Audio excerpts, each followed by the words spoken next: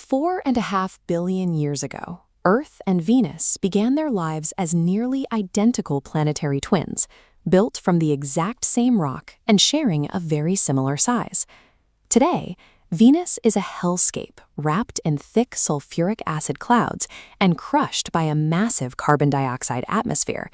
Yet planetary scientists hypothesize that for nearly 2 billion years, Venus may have looked much like Earth, complete with a habitable climate and liquid water oceans, before falling victim to a runaway greenhouse effect. The physical evidence needed to verify this past ocean hypothesis is trapped deep inside the planet. It is locked within ancient surface rocks and buried beneath tens of kilometers of toxic, opaque gas. To read that hidden historical record, we have to send instruments directly into the most hostile environment in the solar system. NASA's DAVINCI mission, scheduled to launch in the late 2020s, is designed specifically for this environment. It is a one-way, deep atmosphere descent mission. At its core is the descent sphere. This is a highly engineered titanium-armored pressure vessel built to act as a flying analytical laboratory. Tucked safely inside the sphere are 5 specialized instruments that will continuously sample and analyze the environment, from the upper cloud deck all the way down to the impact site. DAVINCI provides the specialized instrumentation required to analyze chemical evidence from planetary events that occurred over 4 billion years ago.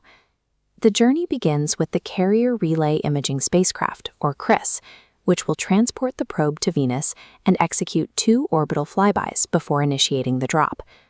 During these flybys, CRIS will utilize its visor and QVIS instruments to map ultraviolet cloud motions and scan the upper atmosphere for a mysterious compound known to absorb half of the incoming sunlight. 2 days before reaching the planet, CRIS will release the descent sphere, setting the stage for a critical 1-hour operational window.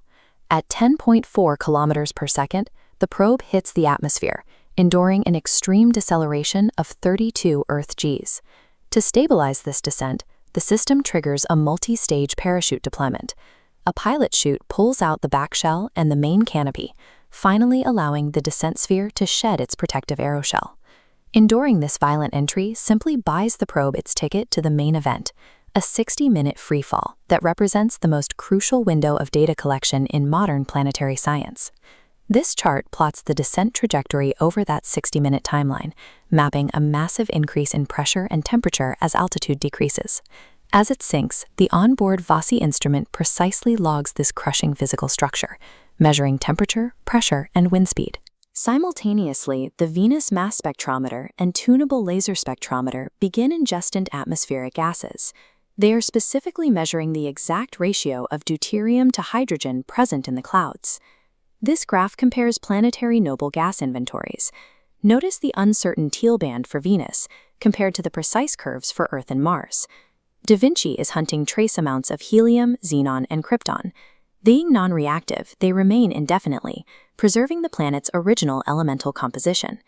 As the probe nears the surface, a student-built sensor called VFOX will take the first sensitive measurements of oxygen fugacity in the deepest supercritical layers of the atmosphere. Cataloging these isotopes provides the mathematical proof required to determine if Venus boiled a massive liquid ocean off into space. At 40 kilometers in altitude, the probe cuts its parachute loose, dropping into a direct freefall beneath the thick cloud deck. This pseudo-topography map highlights the probe's destination. The red landing ellipse stretches across Alpha Regio, a massive mountain complex known as a tessera. Thought to be Venus's oldest surviving geological features, they elevate above younger volcanic plains, making them the prime location for ancient rocks. In the final minutes before impact, the Vendi instrument activates. It will capture high-resolution, near-infrared images of the surface terrain, searching specifically for silica-rich rocks like granite. On Earth, granite forms primarily through the interaction of plate tectonics and liquid water. Locating it in the mountains of Alpha Regio would provide physical evidence that an ocean once actively shaped the Venusian surface. Moments before the descent sphere violently strikes the surface, it compresses the entirety of its collected data and relays the package back up to the CRIS spacecraft waiting in orbit. This diagram illustrates how that local data applies to the broader cosmos. On the right side, DaVinci's findings flow directly into our models for exovenuses, the thousands of rocky, Earth-sized exoplanets currently being discovered in other solar systems. Without first understanding the exact atmospheric conditions that turned our own planetary twin into a toxic hothouse, we lack the baseline parameters to determine if distant worlds are habitable Earths or dead exovenuses.